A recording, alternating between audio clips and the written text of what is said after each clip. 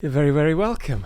First question comes from, let's have a look, from Enverini. And the question is, what is the difference between today's Russians and 1917 Russians? What has to happen to get the population to similar emotions as 1917?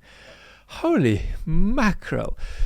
I haven't heard the 1917 comparison yet. I think Russia is rolled back into 1983, the late stage of the communist project, but before the regime liberalized, so when it was still very, very coercive. Some people would say 37 is a comparison, but I mean, these are extraordinary Stalinist repressions and executions. That's stretching it too far. 17. I mean, things were falling apart on a stratospheric level in 1917, even though the regime itself actually wasn't inherently debased. The regime itself was healthy enough to be rescued. It just got itself into a terrible corner. So we've got a war that's going calamitously. We've got a Tsar that has zero perceived legitimacy. We don't have a very powerful coercive apparatus that people are going to be terrified of. We have got hunger, food shortages, logistical problems, getting food around, bread strikes. We've got the police joining the strikers. And even then, a couple of weeks before the first 1917 revolution, Lenin said, well, I'm not going to see a revolution on my watch, in my lifetime. So history is extraordinary, but nothing conceivable could get the Russian population today to where they were in 1917, short of unpredictable events to do with things that we haven't seen happen yet. As appalling as the sanctions are going to be, they're not going to be, they're not going to be leading to that. My prediction is quite the opposite. They're going to sort of concentrate Russians into a survival mode where they're going to be more likely than not actually to accept the government propaganda. But there's a second question here, and that's, if there is a regime change, how can the new regime justify itself to the population? A new regime, I don't know, a new leader in the same regime, making a few changes to it, easily. You'd be surprised. Look at Putin, who wasn't anybody before he was brought out in the late 90s, because he ticked many boxes and his project was very well developed and presented. The Putin project. So you'd be surprised by what you could wheel out and get the Russian population to comply with and take seriously. So I think that's not in itself a problem. The problem is more shifting Putin out. If you think that's going to lead to a better outcome, which it may, but I think shifting Putin needs several conditions to be in place that aren't there yet. Next question is from Lorem Ipsum, and it is, what's your comment on the conclusion from Mark Felton's video, which I actually watched, about Putin? Mark Felton is a historian, has a big history channel. The conclusion is that Russia is run by ex-KGB, so it'd be hard to remove Putin, and you might not like who you get if you do remove Putin. I don't know if Russia is run by ex-KGB. Yes and no. More no than yes. I mean, just now, the FSB, which is the KGB's name today, basically, has got a few key figures put under house arrest because of the extraordinary flop of preparing the groundwork in Ukraine. I'm so sorry about the construction works, and the extraordinary corruption that probably took place with all of that money being siphoned off.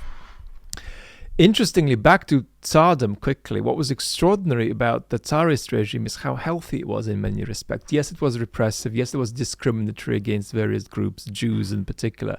But it was shockingly not corrupt. That system was shockingly not corrupt. Public officials were not particularly corrupt. And if you looked at industry, you looked at business, you'd find money being siphoned off at a rate of probably a single percentage point, which is just incomprehensible by today's standards in Russia, where sometimes the majority of the money that's allocated to something never gets there. So the regime was eminently rescuable. It was not that inherently unhealthy. Anyway, we're gonna do something on the revolution at some point and why Tsardom collapsed. But back to the agencies. I'm so sorry about this noise. Back to the agencies. I mean, now the FSB is in trouble. The FSB is being demoted as far as the war is concerned in terms of the hierarchy of agencies, with the GIU probably promoted. We've talked about the SVR here, the Foreign Intelligence. So think of all of these agencies as clans around Putin, clans that have conflict inside them, clans that engage in conflict between them, and Putin referees that. Now he is leading that, not refereeing it, because there's a war going on and he is Napoleon for now. And then you might say, well, is Putin himself KGB psychologically? More no than yes. And that's because we have talked about all of this missionary zeal stuff, all of that civilizational stuff, all of that continuity with the more obscurantist elements of Tsardom stuff. So I didn't find Putin a KGB guy more than he is other things, actually, psychologically. So I'm not saying a flat no to the comment, but I am saying that it's yes and no, and maybe a bit more no than yes. Stephen Durrant asks, thank you for your question, how do you help Russian dissidents and independent media? I think you can help in two ways.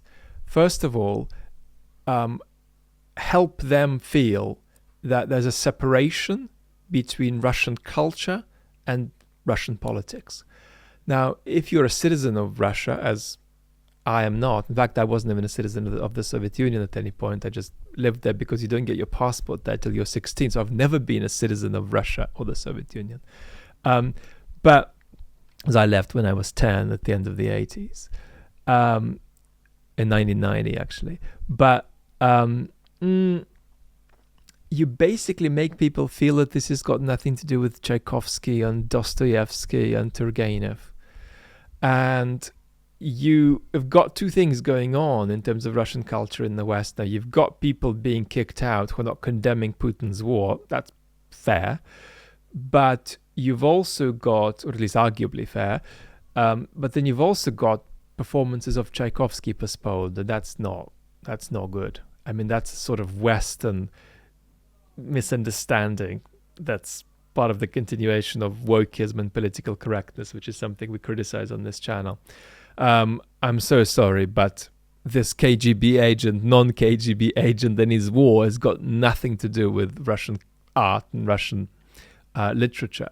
So I would say, yes, you're politically responsible if you are a Russian citizen. And I'd even say you're a bit implicated if you're just by identity Russian. If you identify as Russian to some extent, you're implicated.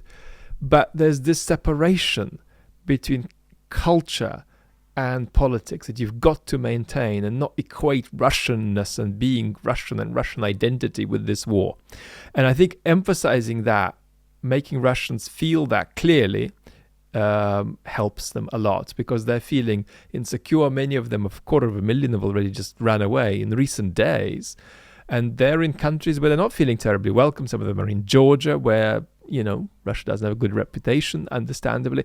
So just emphasizing to Russians that you're not just, reducing them to, brutal warmongers. That helps a lot. And that gives them confidence, because they're feeling very suffocated. They're feeling suffocated inside the country because they hate the war and hate the regime. Nobody hates the war more than the Russians who hate this war, except Ukrainians, because Russians feel so much pain about this. And I feel that too, to some extent, I must say. So make them feel good in that way by not conflating Russian culture with Putin's wars. But then the second thing, just support or donate to whatever is left of independent media. That might be some Russian YouTube channels. I can always recommend some, or it might be something like Medusa, and just give a couple of coffees worth of money to those. Problem with YouTube channels is they're often Patreon fueled, and that means they want an ongoing donation. But I think there is a way with some of them to just give a bit of money. But there isn't much left to give money to, I must say. So it's tough. So I would say this: just literally support them, but also the cultural point. Just don't make Russians have to invest energy arguing that their culture shouldn't be reduced to this. Allow them to feel that that's understood. Next question comes from Lord Custard Smythe Smith about Putin's health. Is Putin ill? Some neurologists in a local hospital thought he had a degenerative neurological condition. And then Dick Rempel asks the same question: has Putin got tertiary end-stage syphilis? I'm not being salacious, but my medical professional friend thinks it's probable. There's a man called Valery Solovey, and he is a purveyor of leaks, but also theater. And he has a very admirable style in the way he sort of dispenses information that supposedly comes from sources close to the Kremlin. Sometimes it does indeed come from there, but it's not always true. So he has been one of the main proponents of the Putin is ill story, and that's how, in fact, that stuff gets into even the British broadsheets sometimes. And I think you've got to look at the source, and often you've got Western journalists writing about this stuff, not knowing where it originally comes from. And if you did know that, you'd be able to fairly comfortably say that at this stage, you can't give a high credibility to it. So I would say that for now, we can't say that he isn't ill, but if you look at high-level folks in Russia, there's still a few who are totally independent investigative journalists. They're sitting on their suitcases right now, most of them. Not all of them, which is remarkable. Basically, they will say that there hasn't been anything so far that has passed the test of journalistic credibility. We're not waiting for this to be proven. We're just waiting for the same stuff to come from a couple of different equally reliable sources so that we can match it and then say, aha, okay, well, this is sounding increasingly plausible. Meanwhile, it's your guess whether the sort of puffiness of cheeks in Putin is a beautification thing or a matter of some kind of medical treatment for something, God knows what.